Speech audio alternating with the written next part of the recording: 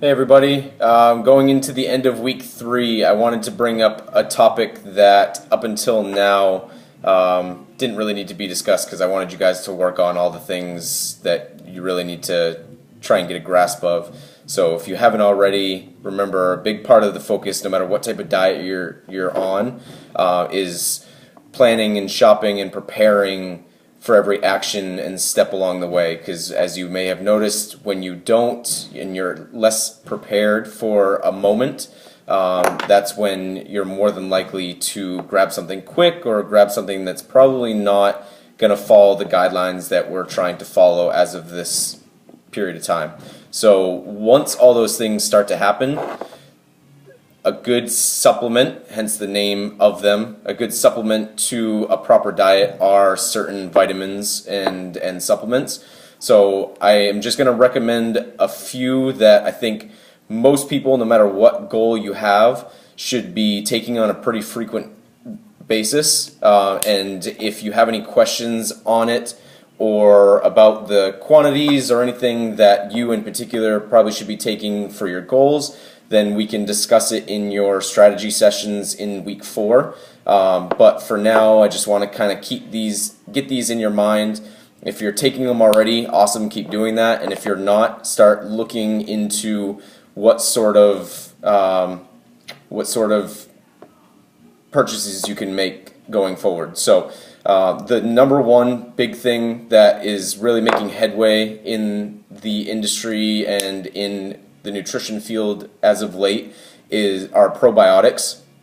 So I would highly recommend taking a probiotic daily. If you're doing so already, great. But if you're not, it can and has been starting to show that gut health can be one of course, many other factors, but can be part of the reason as to why somebody isn't losing weight quite as fast or at all. So if you're not taking a probiotic, I highly recommend looking into them, starting to do your own research on them, and making an informed decision on what you should take. And if you want any suggestions or if you have questions for me or for the other coaches about what you should be taking or what would be a good benefit for you, let us know. The next one is fish oils. So fish oils, mainly for their reason of the omega-3s in fish oil, are another great one that you should be taking. If you're vegetarian and you don't necessarily want to take fish oil, you can get it through other sources, but it's not as bioavailable as something as easy as a fish oil is to take.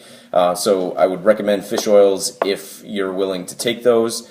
The recommendation that fish oils usually have is quite low. It's actually much lower than the dosage you would want to take to actually have any positive effect from it. So if you don't already know, omega-3s are a great way to reduce inflammation, and inflammation can be part of the cause, again, amongst many other factors that could be limiting your weight loss or preventing you from seeing it. And of course, joint pain and discomfort and recovery and all that kind of stuff, brain health. Fish oils just are a great one, heart health, all that kind of stuff. So fish oils usually on the package only asks you to take like 1 per day. That's nowhere near what you actually need. So you want about 3,500 milligrams of omega-3s per day. Most of us don't eat enough fish. So if you know you're one of those, 3,500 milligrams for the kind that I take, and I buy a triple strength one, are anywhere between 6 to 10 tablets per day. So it seems like a lot, but it can, if you're taking enough to actually see some positive change from it, it can really help. So I would highly recommend fish oil. Vitamin D at this time of year is kind of a no-brainer.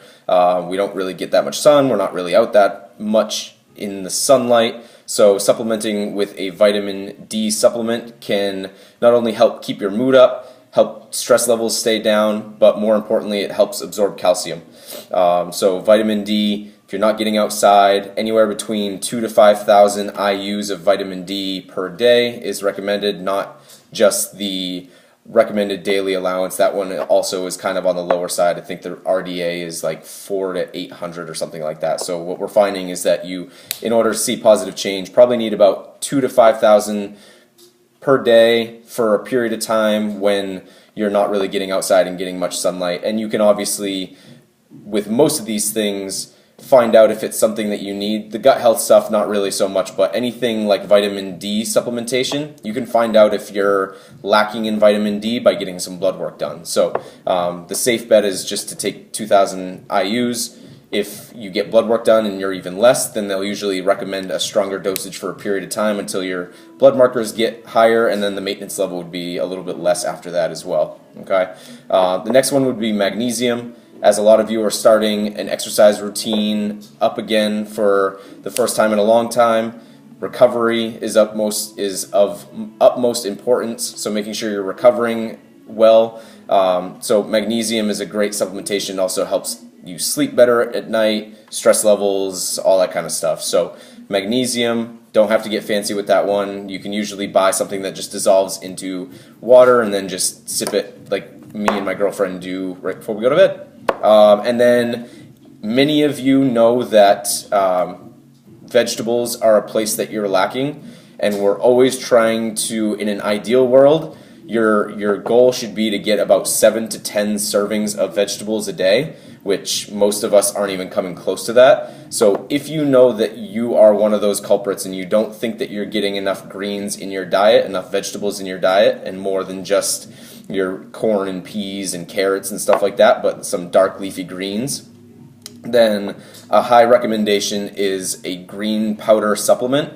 And I can give you a couple recommendations in terms of products and brands to buy. But green supplement is a great way to, again, supplement the fact that you aren't getting what your body is requiring of it, and it kind of takes place of a vitamin and mineral. If you get a good enough green supplement, it's loaded with all the vitamins and minerals that your body really needs. So taking 1 or 2 scoops of that a day on days that you know that maybe you're not going to be as able to consume a lot of vegetables, or if you catch yourself at the end of the day noticing that you really didn't have much, having that before you go to bed is a great way to kind of just cap off the day, make sure you're getting your vitamins and minerals from whole food sources as much as you possibly can. And again, for inflammation purposes as well as a bunch of different recovery purposes and everything like that, green supplement and vegetables in general are something that are very, very important in your diet. Okay, so I hope this helps. Let me know if you have any questions, and we will continue to steamroll through these next couple of weeks.